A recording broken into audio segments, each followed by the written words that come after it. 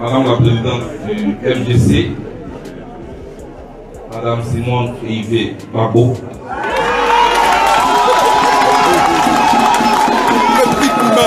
vous allez répondre avec moi, Madame Simone Yves Babo. Merci. Petit Puma. Merci Madame. Nous voici à la fin d'un moment important pour votre parti, mais surtout dans votre carrière politique. Vous avez servi derrière, vous avez servi au milieu, et aujourd'hui, vous avez décidé de servir devant.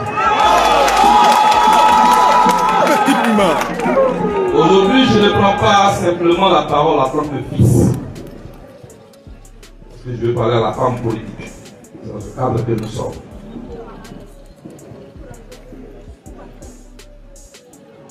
Une histoire, on ne l'achète pas. C'est une histoire avec un peuple, laquelle histoire a été construite dans la douleur, comme celle que vous avez vécue. On ne l'achète pas, on ne la fricote pas, on ne la trafique pas, on la construit. La vôtre avec nous, elle a été construite dans la douleur. C'est pourquoi je vais féliciter les responsables du MGC qui ce soir, en prenant la décision de vous désigner comme la candidate du parti au présidentiel prochaine, ont décidé d'appliquer le proverbe que mon grand-père m'avait donné.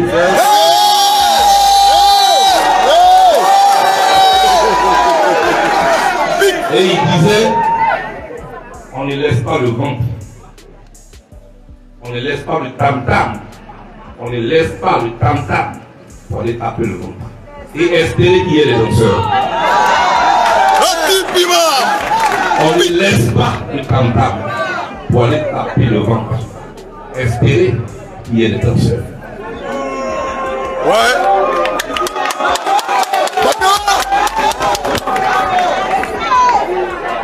La Côte d'Ivoire vous connaît. Vous connaissez la Côte d'Ivoire. Qui, dans cette foule, peut douter de l'amour que vous avez pour ce pays? Qui, dans cette foule, peut douter des risques que vous avez pris pour ce pays? La Côte d'Ivoire est une belle femme qui est convoitée par beaucoup de personnes. Parmi ces gens, elle choisira celle ou celui qui doit véritablement prouver son amour. C'est ce qui va se passer dans l'université. Je prends la parole pour dire que je ne suis pas inquiet. Depuis novembre 2023, vous avez pris votre parcours citoyen. Mon aîné vient de prendre la parole, je vais laisser les APR. Vous avez fait le tour de tous les leaders des partis politiques. Pas seulement ceux qui sont connus. Parce que dans cette foule, je les connais, ceux avec qui nous travaillons, plus des jours. Sans bruit. Et c'est la première déclaration commune, publique, au siège du PDCRDA, que les Ivoiriens ont su que vous étiez en train de rassembler les Ivoiriens, les partis de l'opposition. Vous ne nous avez pas appelé pour nous rassembler autour de votre personne. Vous nous avez appelé pour nous rassembler autour du bureau. Nous avons travaillé des mois et des mois. Et aujourd'hui, nous sommes assis, tous, d'obédience politique différente, mais à votre convention. Vous êtes élus pour être à la tête et pour vous porter. En ce qui me concerne, je crois que vous ne doutez pas de l'amour que moi aussi j'ai pour vous. En tout cas, je voudrais vous dire ici ce soir, tous ceux qui se sont hasardés à effacer les traces politiques de Mme Simone Yves Babo sont trompés. Parce que ce ne sont pas toutes les traces des animaux qu'on efface dans la forêt. Vous pouvez effacer les traces des rats, c'est possible. Vous pouvez effacer les traces d'un agouti, c'est possible. Vous pouvez effacer les traces d'un agouti et d'une biche, c'est possible.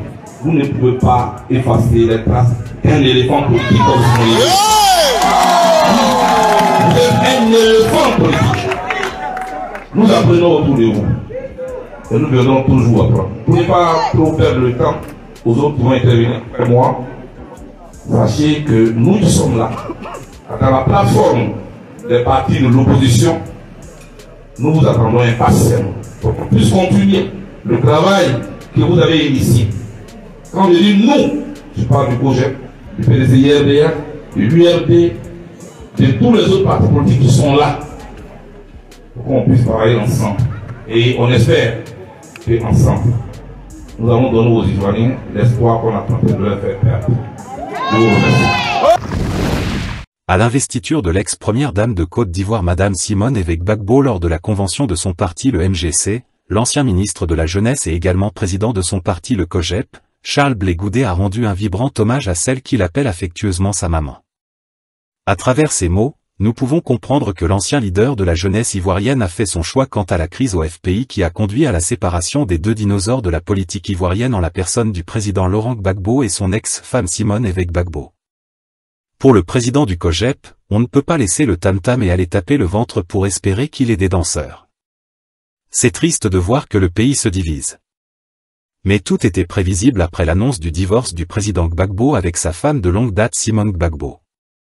Sans l'union de l'opposition et surtout l'union des amis et alliés d'hier du parti FPI comme Blé Goudé, Simone Gbagbo, Laurent Gbagbo, Afi N'Guessan et Mamadou Coulibaly, les Ivoiriens risquent d'assister à un conflit d'intérêts qui ouvrira un boulevard à l'actuel président ivoirien Alassane Dramane Ouattara pour un 4e mandat. Souvent nous nous demandons si les hommes politiques ivoiriens ont-ils conscience de ce qui se passe sur leur territoire. Savent-ils l'enjeu que représente leur pays la Côte d'Ivoire sur l'échiquier mondial ou dans les stratégies géopolitiques des grandes puissances comme la Chine, les États-Unis, la Russie ou encore l'Union européenne? Avec la présence des agents israéliens, des forces américaines, otaniennes et françaises, la situation est beaucoup plus complexe qu'elle en était en 2011 où le président Laurent Gbagbo avait le contrôle de l'armée ivoirienne et d'une grande partie de la population. Si à cela vient s'ajouter le cas Soro Guillaume et l'AES, alors l'équation nommée Côte d'Ivoire devient encore plus difficile. Mais nous pouvons dire que les élections de 2025 seront les élections de tout risque où celui ou ceux qui auront le malheur de perdre, iront soit en prison ou en exil pour les plus chanceux. Pour une première fois, il est difficile de faire un pronostic sur le vainqueur de l'élection présidentielle de 2025. Car le climat géopolitique vient encore compliquer les choses. Mais une chose est certaine, la France a perdu la Côte d'Ivoire. Affaiblie politiquement, économiquement et maintenant militairement, l'oblige à céder sa place à son allié de toujours les États-Unis d'Amérique. Ce dernier, longtemps resté en difficulté pour son passé esclavagiste et son soutien à la France, peut faire peau neuve avec l'arrivée du nouveau président américain Donald Trump, si celui-ci ne s'allie pas encore une seconde fois avec la France. Comme on le dit en politique, les pays n'ont pas d'amis, ils n'ont que des intérêts. Les plus grands perdants dans cette histoire d'élection sont et seront toujours la population ivoirienne et tous ces innocents vivant dans ce beau pays. Et comme dans ses habitudes, le pays a toujours réussi à se remettre sur pied et avancer comme nous l'a démontré les différentes périodes de crise. Si les Ivoiriens veulent triompher de cette future crise qui pointe son nez à l'horizon, il n'y a qu'une seule personne qui peut unir tous les Ivoiriens, non pas autour de sa personne comme il a tenté de le faire maladroitement avec le conseil de certains de ses soi-disant conseillers, mais plutôt autour de la Côte d'Ivoire.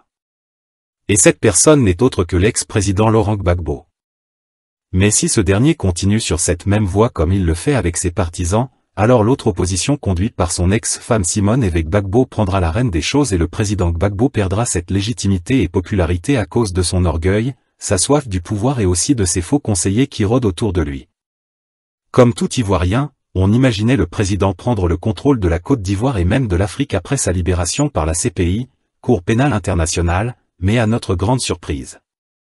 Il a préféré créer un petit parti pour en prendre le contrôle et semer le doute dans l'esprit des Ivoiriens avec ses alliances et ses compromis avec le parti au pouvoir et aussi avec ceux qui hier comme aujourd'hui ont défiguré et continuent de défigurer cette belle nation appelée la Côte d'Ivoire.